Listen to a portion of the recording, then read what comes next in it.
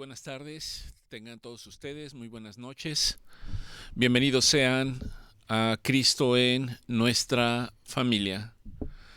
Como en cada reunión, le damos gracias al Señor por permitirnos tener este espacio, este tiempo, con la única finalidad de darle gracias a Dios por todas y cada una de sus bendiciones, por las bendiciones que Él ha derramado sobre nuestras vidas, particularmente el día de hoy. Por supuesto que también en los días anteriores. Le damos gracias a Dios porque en el día a día somos testigos de su gran misericordia. Y al decir que somos testigos de sus bendiciones y de su misericordia, inevitablemente pensamos en situaciones que han sido benéficas para cada uno de nosotros, sean cuales sean cada una de estas circunstancias. Seguramente si algunos de ustedes han tenido dificultades, problemas, situaciones que les han afligido, problemas de distinta naturaleza, en la medida que estos se han ido resolviendo, se han ido solucionando, Dios nos exhorta para ser agradecidos con Él. También el Señor nos exhorta para que si no han sido problemas y simplemente hemos tenido tiempos agradables, nosotros nos mostremos agradecidos con el Señor. Y al mostrarnos agradecidos con el Señor quiere llevarnos al punto principal en el cual derramó su misericordia sobre nosotros. Al punto principal en el cual el Señor nos mostró su favor, nos mostró su gracia. Y esto, que quizás para muchos de nosotros puede ser complejo, esto se resume en un solo aspecto, en el hecho de que nuestro Señor Jesucristo murió por nosotros. El Señor ofreció su vida por todos y cada uno de nosotros, para que el día de hoy, más allá de lo que yo puedo comprender o entender, yo tenga conocimiento de que al reconocer el sacrificio de nuestro Señor Jesucristo, la palabra de Dios dice que he venido de muerte a vida. No está hablando únicamente de la vida como la conocemos. Está hablando de la promesa eterna, de la vida eterna en la presencia del Señor. Nuestro Señor Jesucristo vino y ofreció su vida y murió en un madero, murió en una cruz, murió solo, murió violentado, murió avergonzado por cada uno de nosotros. La reflexión que día a día, en cada reunión, que deseamos hacerles es, si usted piensa en esto, si realmente nos detenemos para pensar en lo que esto significó para nuestro Señor Jesucristo, el sufrimiento y el sacrificio en ese madero, en esa cruz, porque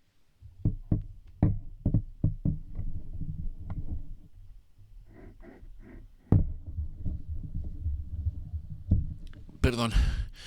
Porque si yo soy consciente de ese sacrificio que nuestro Señor Jesucristo hizo en la cruz, esto inevitablemente, irremediablemente, debería de traer un cambio para la vida de todos y cada uno de nosotros.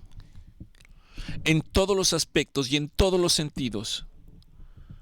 Debería traer un cambio para nosotros. Y si el pensar en ello, tan solo por un instante, no trae un cambio sobre mi manera de pensar, de concebir las cosas, no trae un cambio para que yo me muestre agradecido con Dios permanentemente, no trae un cambio para que cada uno de nosotros seamos mejores personas, no trae un cambio para que la vida como la conocemos sea un mejor lugar,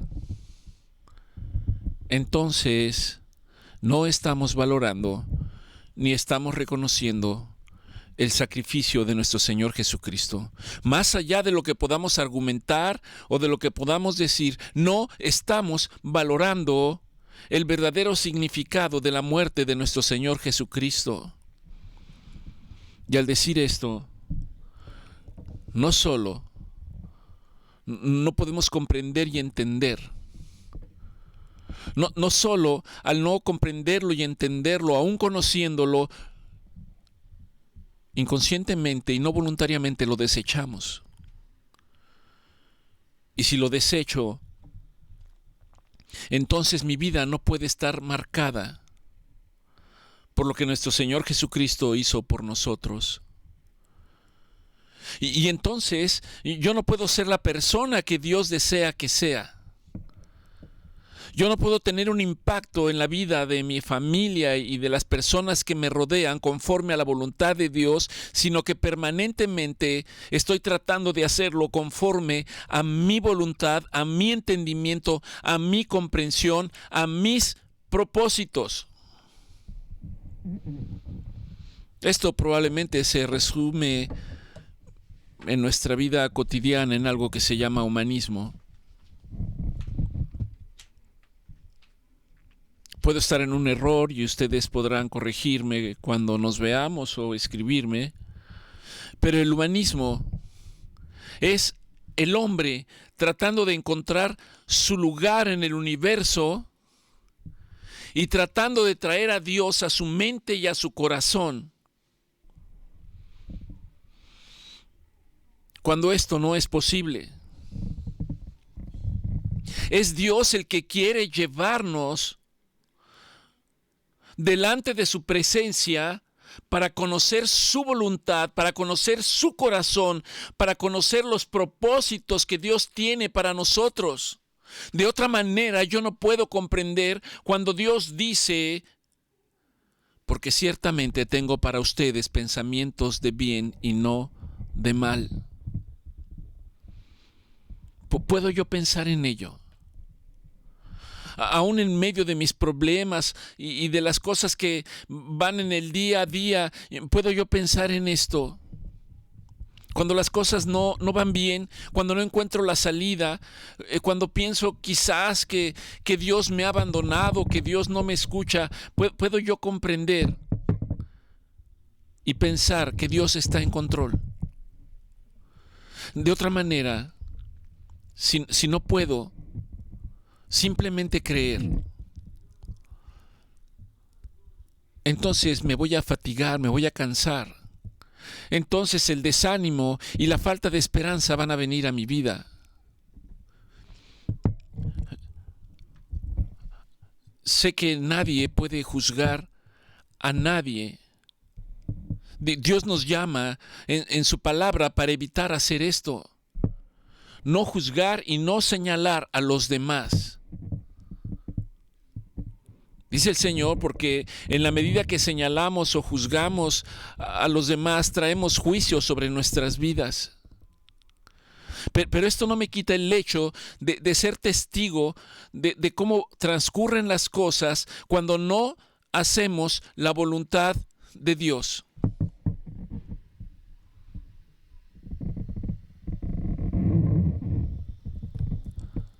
Durante esta semana pensaba y venía a mi mente un canto que escuché en una iglesia, un canto que cuando se entonaba y la gente estaba expresándolo, muchos eran quebrantados y caían adorando al Señor. Y el canto tenía un estribillo en el sentido de expresar y de decir que el Señor es bueno. El estribillo dice: es tan bueno adorarte, es tan bueno amarte, es tan fácil, es tan sencillo reconocerte. Maravilloso Dios, es tan fácil amarte. No pocas veces he reflexionado sobre esto. Realmente debería de ser algo simple y sencillo amar a Dios, reconocerlo en nuestras vidas, identificarlo en todas las cosas que conforman la vida de cada uno de nosotros. Pero vivimos de tal manera que esto no es el reflejo en nuestras vidas. Porque si amáramos a Dios, dice la palabra, entonces, dice nuestro Señor Jesucristo en el Evangelio de Juan, y en esto se conocerá aquellos que me aman, en aquellos que hacen los mandamientos de Dios, en aquellos que obedecen los mandamientos de Dios, en aquellos que guardan los mandamientos de Dios. Quizás muchos de nosotros podríamos decir, bueno, es que yo guardo los mandamientos de Dios, yo procuro hacer los mandamientos de Dios. Pero si nos examinamos a la luz de la palabra, quizás podemos descubrir que esto no es del todo cierto. Porque yo debo de examinarme a la luz de lo que Dios demanda para mi vida. Dios me dice que de ninguna manera debo de mentir. Y la pregunta es, ¿he mentido durante este día? Dios me exhorta y me dice que debo amar a mi prójimo como a mí mismo. Y yo debo de preguntar, ¿verdaderamente estoy amando a los demás como a mí mismo? ¿Los estoy amando con un amor incondicional? ¿Estoy extendiendo la mano para el que está caído, para el que está necesitado, para el que está hambriento, para el que está desnudo? ¿Cuántos de nosotros nos daríamos cuenta de que no es así? En la palabra expresa y dice, amarás a tu padre y a tu madre para que todos los días de tu vida te vaya bien. ¿Cuántos de nosotros verdaderamente amamos a nuestros padres? Y no estoy hablando de un amor superficial, de un amor retórico. Amar a los demás es ponerse en los zapatos de los demás. Es tratar de auxiliarlos en todo lo posible, en todo lo que esté al alcance de mi mano. Y déjeme decirle que no es un tema fácil en las distintas familias. Muchos hijos se desesperan, sobre todo cuando sus padres ya están grandes. Muchos hijos se molestan cuando saben que tienen que apoyarlos económicamente porque piensan, bueno, es que yo también tengo mis necesidades y tengo muchas cosas que cubrir en mi vida. Muchos quizás argumentan que no tienen tiempo para acompañarlos al médico, o quizás se molestan por tener que acompañarlos. Muchos desconocen si en la casa de sus padres hay alimento. Muchos desconocen cuáles son sus necesidades. Y el Señor me dice, amarás a tu padre y a tu madre para que todos los días de tu vida te vaya bien. Y dice que esto es un mandamiento con promesa, para que todos los días de tu vida te vaya bien. Y no solo me pide hacerlo, sino me pide que lo haga con gozo y con alegría. un tema que se convierte en complicado porque a veces sentimos que los problemas de los demás son una verdadera carga para cada uno de nosotros. Entonces, todos mis pensamientos, todas las intenciones de mi corazón deberían ser examinadas ante la palabra de Dios. Para que yo pueda entender entonces cuando David decía, examíname, oh Dios, examina mi corazón y ve si hay en él camino de perversidad. Examíname para que veas cuáles son las verdaderas intenciones de mi corazón, del por qué hago las cosas y qué interés persigo en esas cosas, o si realmente hay un corazón desinteresado, como el corazón de Dios. Y aún más, ahora mismo, si yo pudiera preguntar, bueno, ¿y cuál es la voluntad de Dios? Aquí podría preguntar, ¿cuál es la voluntad de Dios? Me dicen es buena y perfecta. ¿Y qué significa que es buena y perfecta? ¿Cuál es la voluntad de Dios? ¿Cuál es la voluntad de Dios para mi vida?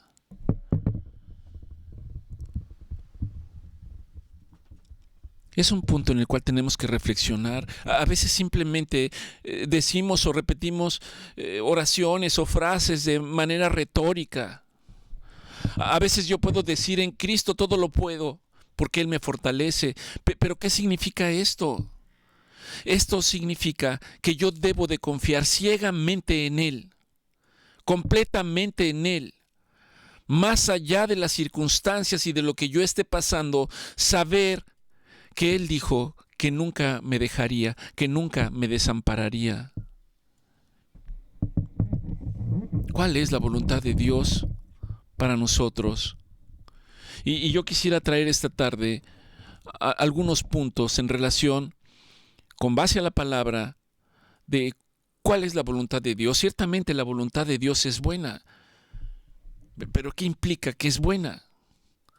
¿Qué implica que es agradable? Buena y agradable significa que se cumplan todos mis caprichos en la vida humana como yo la conozco.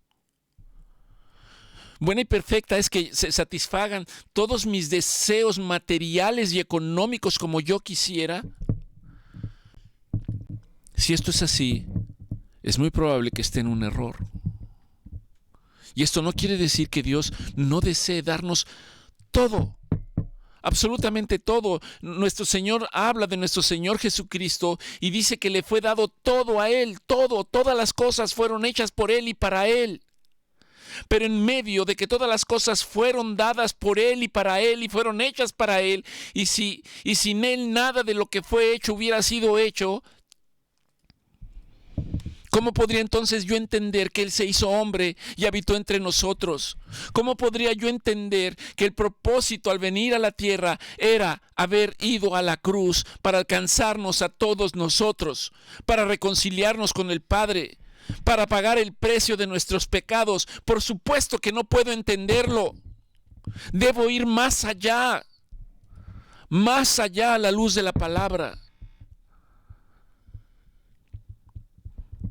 Platicaba durante estos días con algunos jóvenes y yo les decía, ¿ustedes tienen propósitos en su vida? Sí.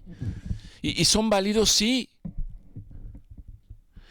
Y de repente la pregunta cambió cuando decía, ¿y te has preguntado cuáles son los propósitos de Dios para tu vida? Y no nada más a ellos porque sean jóvenes, es una pregunta válida para cada uno de nosotros, no importa la edad que cada uno de nosotros hayamos cumplido. ¿Cuál es el propósito de Dios para mi vida? ¿Cuál es la voluntad de Dios? Y en la medida que yo puedo entender la voluntad de Dios, ¿qué es lo que Dios quiere para nuestras vidas? El siguiente punto es, ¿y yo quiero hacer la voluntad de Dios? ¿O simplemente la conozco y la analizo y digo, bueno, yo creo que esto no es para mí? ¿Cuál es la voluntad de Dios? En ese sentido, permítame hacer esta proclamación con base a buscar la voluntad de Dios. Padre, Nosotros debemos o deberíamos entender esto. Tu voluntad, Señor,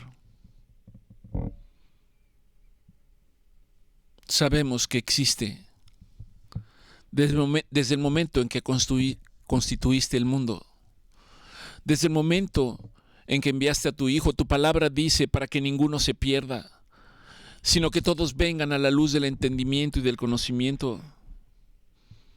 Ayúdame, Señor, ayúdame a no descuidar lo importante que es mi relación contigo. Ayúdame, Señor, a enfocarme en ti y no solamente en las manifestaciones, que entiendo que manifestaciones que vienen de tu voluntad y de tu propósito son para acercarnos a ti, Señor, pero que yo no me distraiga y me quede ahí pensando simplemente en ello. Yo mismo fui llamado por una manifestación, Señor, de un milagro creativo, pero entendía de alguna manera que yo no podía quedarme parado simplemente ahí, sino que yo tenía que ir a conocer al Dios que hacía esos milagros, entender por qué los hacía y que era para alcanzarnos a nosotros. Ayúdame, Señor, a enfocarme en las cosas básicas que tú deseas para nosotros. Ayúdame a enfocarme en tu santidad.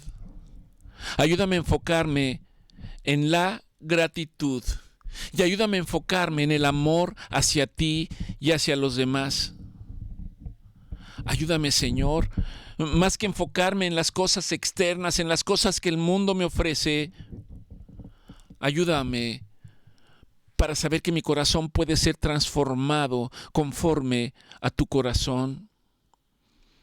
Porque en la medida que sea transformado mi corazón, entonces yo puedo entender y comprender cuál es tu voluntad y cuáles son tus propósitos. Entiendo, Señor, que tu voluntad y tus propósitos están expresados a lo largo de tu palabra. Y tu voluntad es que yo conozca tu palabra por sobre todas las cosas. Ayúdame, Señor, para que en la medida que yo puedo acercarme a ti y conocer tu palabra, ayúdame para no ser confundido. Ayúdame para evitar que yo deje de escuchar tu voz cuando tú estás hablando, Señor. Y que el dejar de escuchar tu voz no sea producto de mi desobediencia, Señor. Ayúdame, Señor, para mantener mi fidelidad en todo. Aún en las cosas pequeñas, Señor. Porque sé que en las cosas pequeñas preceden a lo extraordinario, tal y como tu palabra lo dice, que el que es fiel en lo poco, en lo mucho lo pondrás.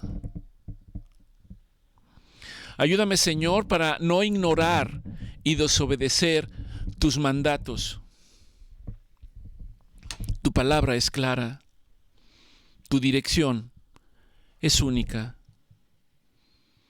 Entiendo, Señor, que mi obediencia es la que abre la puerta hacia tus propósitos eternos. Ayúdame, Señor, a quitar mi vista de las cosas terrenales y poner mis ojos en las cosas celestiales para agradarte a ti. Gracias, Señor, en el nombre precioso de nuestro Señor Jesucristo. Permítame ir al Evangelio de Juan en el capítulo 7 a partir del versículo 15. Si usted tiene su Biblia puede seguirme y si no puede anotar la cita y después buscarla en casa. Juan 7:15 dice: y se maravillaban los judíos, hablando de nuestro Señor Jesucristo, y se maravillaban los judíos y decían: ¿cómo sabe letras sin haber estudiado.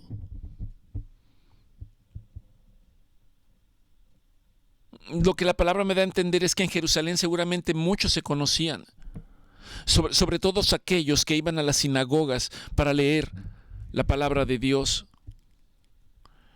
Y ellos se decían maravillados, ¿cómo sabe tantas cosas? Jesús le respondió y les dijo: mi doctrina no es mía, sino de aquel que me envió. De hecho, más adelante él dice: las palabras que yo les doy no son mías, son palabras de mi Padre, son palabras en espíritu y en verdad. ¿De dónde venía el conocimiento? ¿De dónde venía la sabiduría de Jesús? Venía de escuchar al Padre, de la relación que tenía con el Padre. Y este es un mensaje para nosotros. ¿Queremos sabiduría? Escuchemos a Dios. ¿Cómo escucho a Dios? Teniendo tiempo para detenerme y reflexionar y meditar. Buscar su palabra. Buscarlo a Él, hablar con Él. Y decirle: Señor, háblame. Háblame. Juan 7:17 dice, está hablando nuestro Señor Jesucristo y dice: el que quiera hacer la voluntad de Dios. Subrayo el verbo querer. El que quiera hacer la voluntad de Dios. Dios no obliga a nadie. Jesús no obliga a nadie. El que quiera hacer la voluntad de Dios, conocerá si la doctrina es de Dios o si yo hablo por mi propia cuenta, decía él. El que habla por su propia cuenta, dice, su propia gloria busca. Pero el que busca la gloria del que le envió, este es verdadero y no hay en él injusticia. Humanamente hablando, prácticamente, por no decir que todos los hombres, hablando de varones y mujeres, todos buscamos nuestra propia gloria. Todos buscamos ser reconocidos. Todos buscamos ser aceptados. Todos buscamos ser aplaudidos. Todos quisiéramos que los demás nos reconocieran por lo que somos o por lo que hacemos. Cuando el Señor nos exhorta y nos anima a conducirnos en mansedumbre y en humildad. Nuestro Señor Jesucristo decía: aprendan de mí, que soy manso y humilde de corazón. Entender la voluntad de Dios.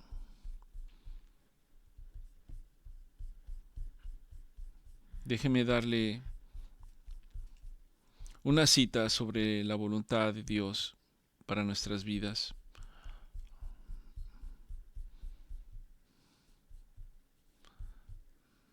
No sé si se grabó.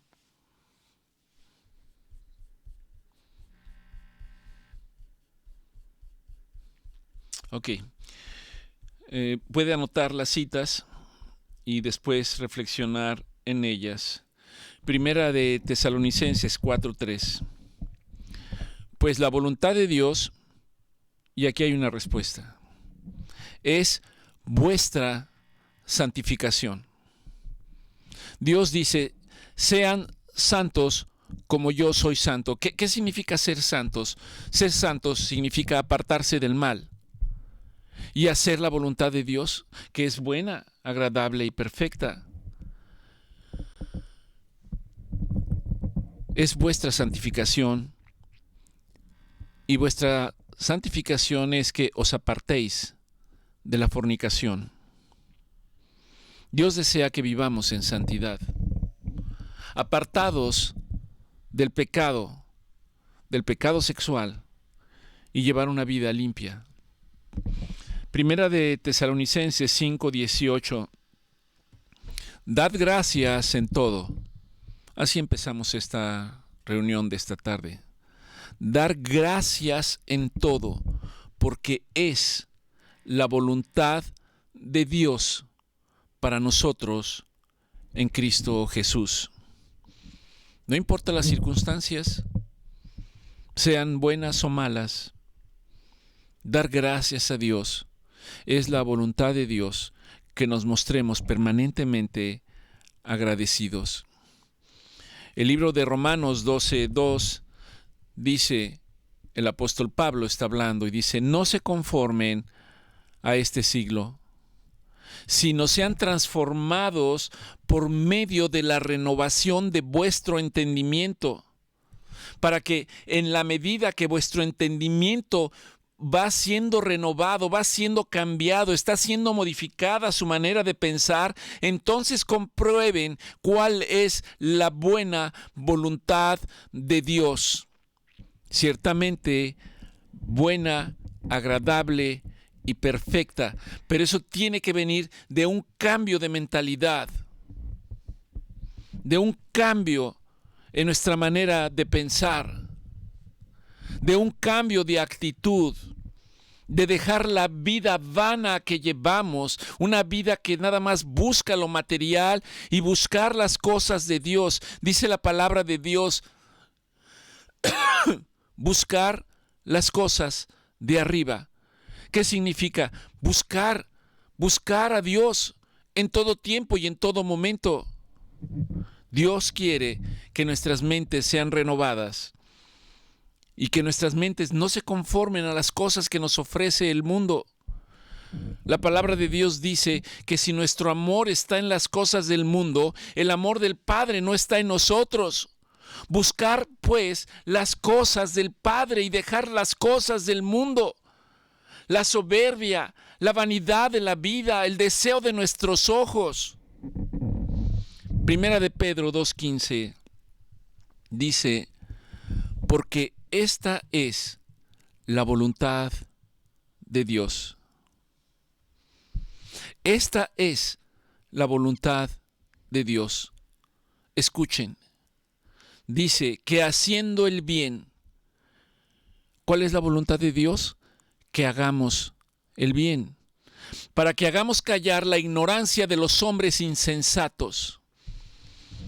Recuerde que nuestro Señor Jesucristo está hablando con sus discípulos y con las personas que están presentes, y dice: escucharon que la Escritura dice ojo por ojo y diente por diente. Eso es tan común en nuestras vidas cotidianas. No, es que me la hizo y me la va a pagar. Es que esto no se queda aquí. No, pero me va a conocer. Nuestro Señor Jesucristo dice: escucharon hablar de esto, ojo por ojo y diente por diente, pero yo os digo hoy, bendigan a los que los maldicen. Cosa que creo que no es tan fácil. Hagan el bien a los que buscan hacerles mal. Oren por los que los persiguen y por los que los ultrajan y por los que los lastiman. Amen a sus enemigos. Y aquí, en la carta de Pedro, nos está exhortando exactamente a lo mismo. Hagan el bien. Haciendo el bien, harán callar la ignorancia de los hombres insensatos. Primera de Pedro 4:2. Para no vivir el tiempo que resta en nuestros propios deseos, conforme a nuestra propia naturaleza humana. ¿Cuál es nuestra naturaleza humana? El deseo de satisfacer nuestros propios deseos, a nuestra propia alma, los deseos de mis ojos, los deseos de mis sentidos, los deseos de mi carne. Eso quiero satisfacer. De esto está hablando. Para no vivir el tiempo que resta en estas cosas conforme a nuestras concupiscencias, sino que vivamos conforme a la voluntad de Dios. Juan 6:40 nuestro Señor Jesucristo está hablando y dice, y esta es la voluntad del que me ha enviado,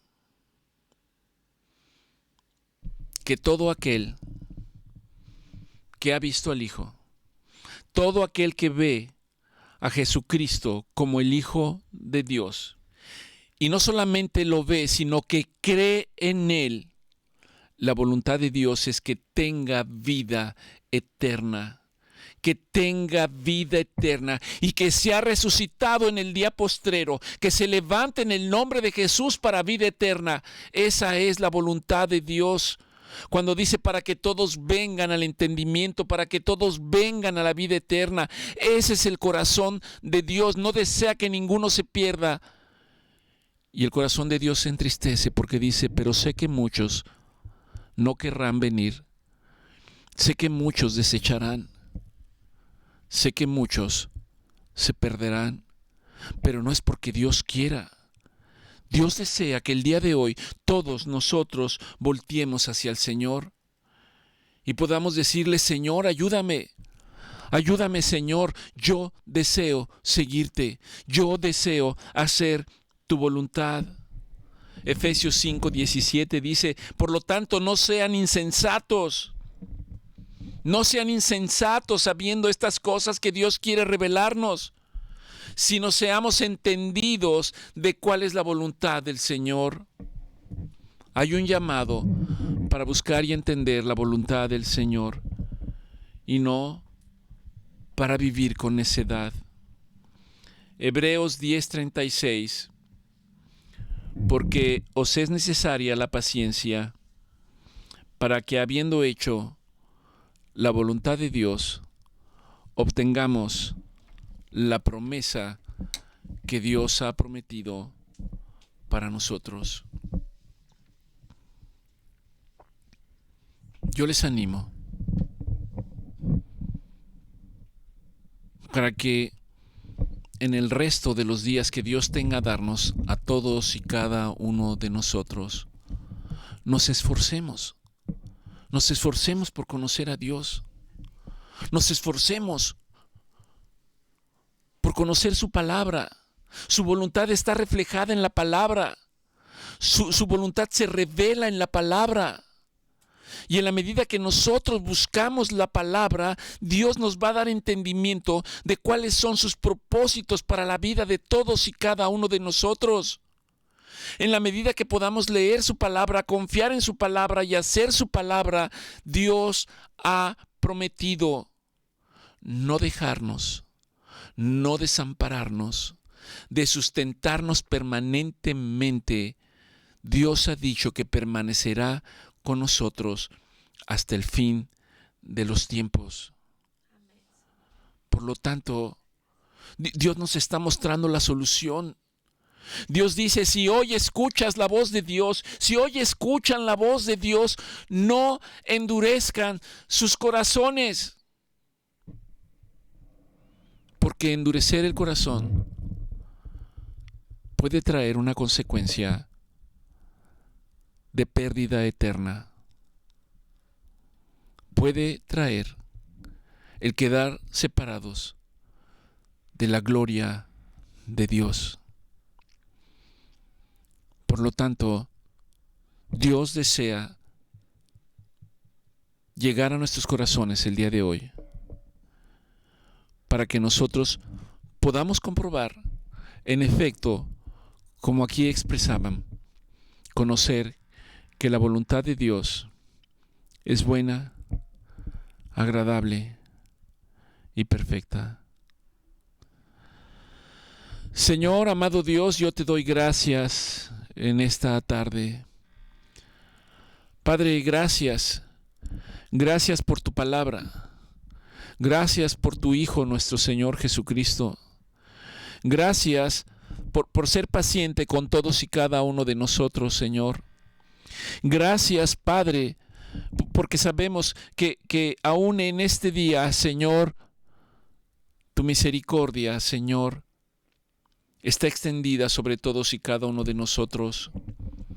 Gracias, Señor, porque has derramado tu gracia a través del perdón de nuestros pecados por nuestro Señor Jesucristo. Gracias, Señor, porque hoy puedo confiar en que tengo una esperanza bendita de vida eterna. Señor, te doy gracias por la vida de cada uno de mis hermanos. Yo no sé cuál sea su situación el día de hoy, pero Padre, que tu palabra los pueda animar, que tu palabra los pueda exhortar, que tu palabra pueda despertar en ellos el deseo, Señor, de buscarte y de agradarte y de hacer tu voluntad. Envía tu Espíritu Santo, Señor, para que seamos fortalecidos, para que nos guardes, Señor, para que,